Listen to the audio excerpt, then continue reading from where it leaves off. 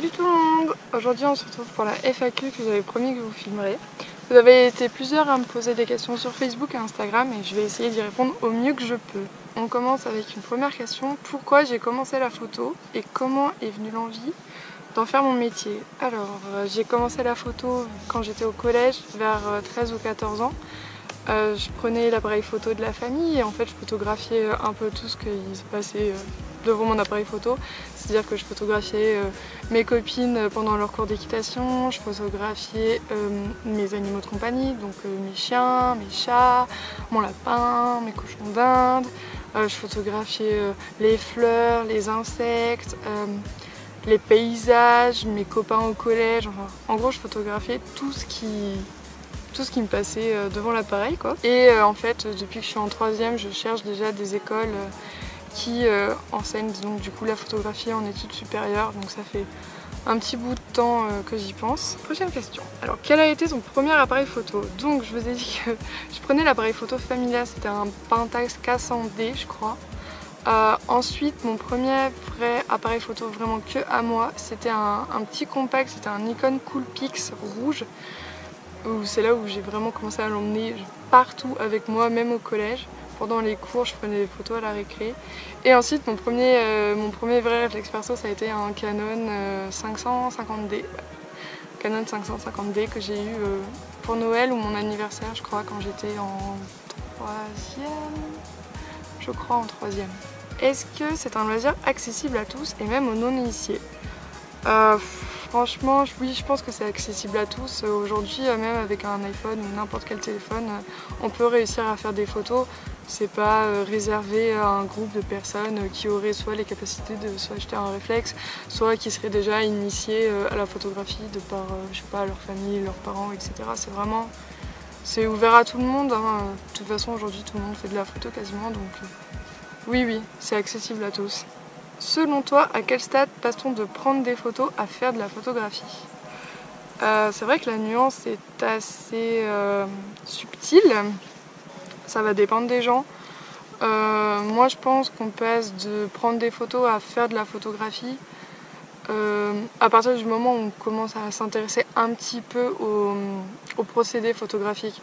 C'est-à-dire que tout le monde prend des photos aujourd'hui, il y a des gens qui prennent les selfies ou les photos de famille, ou ça va être, j'en sais rien, tonton Jacques qui va prendre en photo sa nièce ou des trucs comme ça. Et là c'est vraiment prendre des photos parce que c'est la famille, etc., c'est les souvenirs, enfin voilà quoi, tout le monde le fait. Donc du coup la nuance avec faire de la photographie, je pense que dès qu'on commence un petit peu à s'intéresser vraiment au procédé photographique, comment ça fonctionne et qu'on essaie d'aller un petit peu plus loin que juste prendre son appareil et prendre Tata Odette en train de faire du vélo. Voilà, dès qu'on dépasse un peu ce cas, je pense que oui, on commence à faire de la photographie. Quel boîtier as-tu? En es-tu satisfaite? Souhaites-tu en changer bientôt? Alors, je vous ai ramené tout mon sac pour vous montrer un petit peu tout le matériel que j'utilise, en tout cas parce que j'ai plus de matériel à la maison, mais je voyais pas l'intérêt de vous montrer des objectifs dont je ne me sers plus du tout. Du coup, pour mon boîtier, c'est moi je suis Canon, donc j'ai un Canon 7D.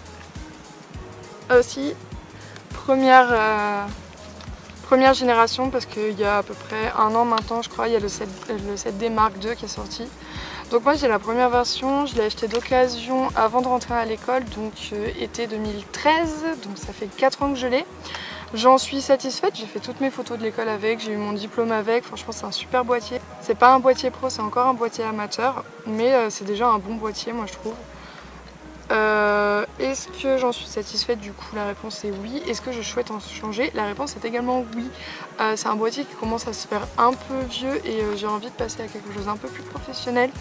Du coup je cherche à m'acheter un 5D Mark III ou Mark IV, donc le dernier qui est sorti. Donc là mon 7D il est couplé à un 70-200 de chez Canon, de la série L qui ouvre à 2.8. Je l'ai acheté d'occasion la dernière année de mon école en fait pour faire mes projets photos et pour réaliser mon mémoire tout simplement. Alors mon dernier achat niveau optique ça a été un 24-70 de la série L, c'est le dernier je crois, la deuxième version. Mon dernier achat en optique ça a été un 24-70 Canon f2.8 de la série L. C'est la deuxième version stabilisée, moteur ESM. Ça a été un gros achat que j'ai fait en janvier ou en février de cette année, donc 2017. Je l'ai acheté quand je commençais à m'intéresser à la photo de paysage et que je me suis dit qu'il fallait me bouger le cul pour en faire. Autre que du paysage, je fais quasiment tous mes portraits avec maintenant et je fais aussi les portraits fond noir avec les chevaux. C'est une super optique avec un piqué de fou, hyper polyvalente, franchement je peux plus m'en passer et je suis très contente de cet achat. Ça fait un peu partie du couteau suisse des photographes, je pense que tous les photographes pro en ont un. Donc dernière optique que j'utilise un peu moins souvent en ce moment depuis que j'ai acheté le 24-70, mais c'est mon 50 mm f1.8. C'est l'optique la moins chère je pense chez Canon, elle vaut à peine 100 €. C'est vraiment une toute petite optique, mais qui est assez polyvalente. On peut faire du portrait, du paysage, et ce qui est vraiment intéressant c'est qu'elle ouvre à 1.8 et qu'on peut faire des bokeh de fou avec ça. Mais j'aimerais passer à la gamme au-dessus, peut-être un 1.4 ou voire un 1.2, mais c'est quasiment 2000 € l'objectif, donc ça sera pas pour tout de suite. Surtout qu'en ce moment j'en ai plus trop l'utilité parce que j'utilise plus du coup mon 24-70 qui a un meilleur piqué, qui ouvre pas autant mais qui a un meilleur piqué et qui est juste dingue.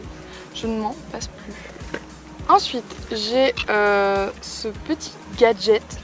Alors, je sais pas comment vous expliquer, je vais essayer de vous le mettre. Wouhou. En fait, c'est une loupe qu'on place sur l'écran LCD de l'appareil photo.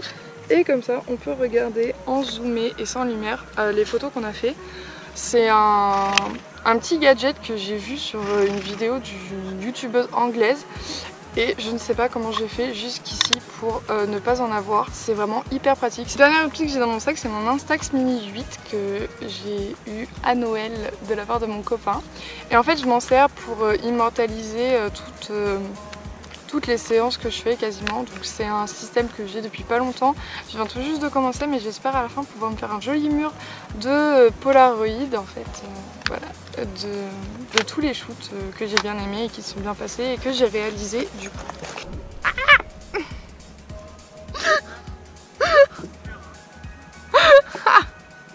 Cette vidéo tourne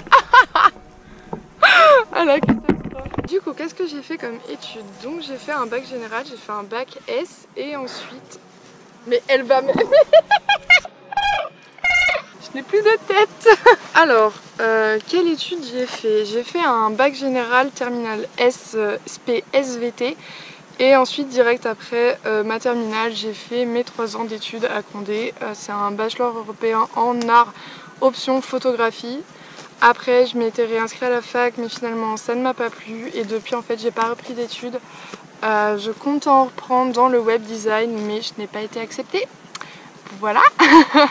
Est-ce que j'arrive à vivre de la photo? La réponse va être très courte et très simple. Non, je n'arrive pas à vivre de la photo. Aujourd'hui, je n'en vis absolument pas. Tous les shoots que je fais sont taxés par l'État 25%. Donc j'ai déjà un quart du tarif qui part dans les taxes. Ensuite, j'ai les frais d'essence, les frais de matériel, les frais d'impression, de mes packaging, etc. Et après il m'en reste un peu mais pas assez de quoi me payer, donc en fait tout ce que j'ai actuellement je le réinvestis directement ou je garde de côté pour le réinvestir dans la photo après. Du coup non, je ne vis pas de la photo aujourd'hui. Qu'est-ce que m'apporte le fait de m'être orientée vers l'animalier? Alors je sais pas si ça m'apporte quelque chose l'animalier, c'est juste que moi c'est ce que j'aime faire, je me vois pas faire des photos de trucs que j'aime pas, c'est-à-dire des baptêmes par exemple, ou je sais pas, des boucles mode, de la beauté, je me vois pas faire ça au quotidien quoi. Et du coup j'ai choisi l'animalier parce que, et plus particulièrement l'équestre, parce que c'est tout simplement ce que j'aime faire et ce que je préfère faire en photo. Autour de quel point important de critères s'organisent des shootings? Déjà, faut faire la différence entre les shootings clients et les shootings que je fais pour moi. Les shootings, je ne vais pas parler des shootings clients parce que les shootings clients c'est en fonction des clients, de ce qu'ils veulent, de ce qu'ils souhaitent. Toujours autour de ce que moi je peux proposer, mais voilà, ce sont les photos des clients. Donc du coup, je vais plutôt parler de mes photos à moi. Donc quels critères importants? Quand c'est moi, le modèle est super important. Quand j'ai une idée en tête, je veux que mon modèle colle assez bien.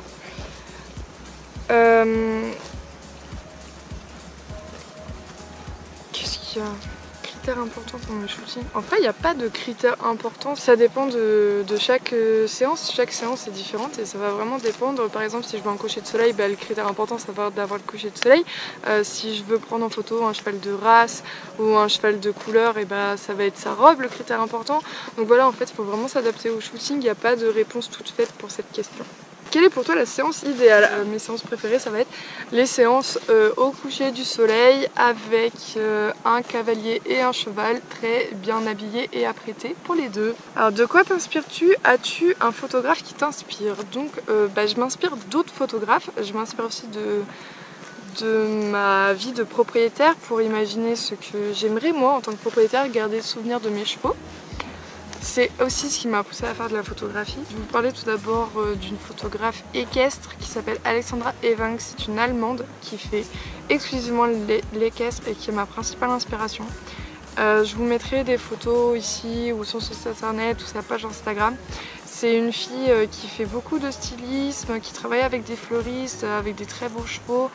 Et ces photos sont juste sublimes en fait, il n'y a pas d'autre explication. C'est vraiment, en tout cas, le niveau que j'aimerais atteindre moi pour ma photographie, enfin ma pratique de la photographie. Mais elle se roule encore! Mais regardez ce cheval! Mais qu'est-ce qu'elle fait? Faut pas être stressé, hein. Donc, Alexandra Ewing, dont je viens vous parler.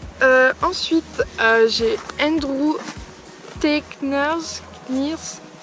C'est un Américain que j'ai connu sur YouTube grâce à des vlogs. Et en fait, c'est un gars qui m'a poussé à me bouger le cul à la fin, quand à la fin de mes 3 années de photo, j'ai eu une sorte de petite dépression où en fait je voulais plus faire photo, je trouvais que j'avais pas le niveau, je trouvais que ça valait pas le coup, que j'étais nulle, que ce que je faisais servait à rien, que tout était moche. Et en fait j'étais en déprime dans mon lit et je suis tombée sur ce gars, sur ses vlogs. Donc c'est un photographe qui s'est fait connaître grâce à Instagram et qui aujourd'hui ne vit que de ça grâce à Instagram. Et en fait il faisait des vlogs sur sa vie de photographe et ça m'a... Vraiment j'ai passé 3 jours dans mon lit à regarder ses vlogs et à me dire: ah putain, c'est trop bien ce qu'il fait, c'est ça que je veux faire, j'ai envie de faire ça, j'ai envie d'y arriver et que je me bouge le cul et que si je sortais pas à faire des photos dehors, ça allait pas tomber du ciel. Donc voilà, c'est une de mes grosses inspirations et c'est un mec, sans même le savoir, il regardera jamais cette vidéo probablement, mais qui m'a vachement aidée. Ensuite, d'autres photographes, c'est beaucoup de photographes américains ou européens mais qui font du paysage ou du lifestyle, plutôt aventure, découverte. Trucs comme ça. Il y a Michael Fluxack, c'est un ami à Andrew Kners qui fait aussi des vlogs maintenant en photographe équestre. Il y a Gianna Terranova qui fait beaucoup de fonds noirs et oui, qui est aussi une grande inspiration. Elle fait des choses très propres. Et en fait, il y en a tellement sur Instagram, je pourrais juste vous faire une liste ou vous mettre rapidement comme ça, défiler mon Instagram et voir un petit peu ce que je suis. As-tu d'autres passions que la photo et si oui, lesquelles? Alors j'ai beaucoup de passions, je suis quelqu'un de très curieux, du coup je m'intéresse à plein de choses. Ma première passion c'est les chevaux et l'équitation. Là je suis en train de filmer dans le pré de mes juments et vous avez certainement dû les voir passer derrière moi. Je suis aussi passionnée par tout ce qui touche internet et le design, donc web design, création de sites internet, les réseaux sociaux, community manager, graphisme, enfin tout ça c'est des choses que j'adore. Je suis aussi passionnée d'autres sports, j'ai fait beaucoup de natation et de volleyball. Les jeux vidéo, la musique, l'art en général. Je pense que c'est déjà pas mal, mais je m'intéresse à beaucoup de choses. Et enfin, comment arrives-tu à être sûre de ce que tu proposes aux gens qui viennent vers toi? Très bonne question. Pendant très longtemps, j'ai pas été sûre et j'ai pas voulu me lancer. Je pense, j'ai toujours un gros manque de confiance en moi d'ailleurs aujourd'hui.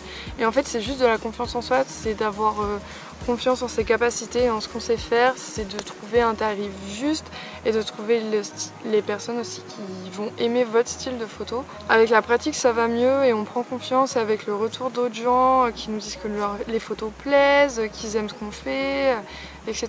Et bah forcément ça nous fait nous sentir mieux et avoir un petit peu plus confiance. Donc voilà, il n'y a pas d'autre solution que d'avoir confiance en soi et de se lancer et de toute façon on verra bien, une mauvaise séance ça arrive. Quand ça arrive, et bah, soit on essaye de faire avec, soit on reprogramme la séance, soit on s'excuse, soit Voilà, il y a plein de façons de gérer ça, mais le mieux c'est quand même d'y aller et de se lancer. C'est à peu près tout pour les questions, j'espère que la FEC n'aura pas été trop brouillon. J'en ferai peut-être une plus sur un thème ou autre chose. En tout cas, si vous avez des idées, n'hésitez pas de me les laisser en commentaire et je vous dis merci et à très bientôt.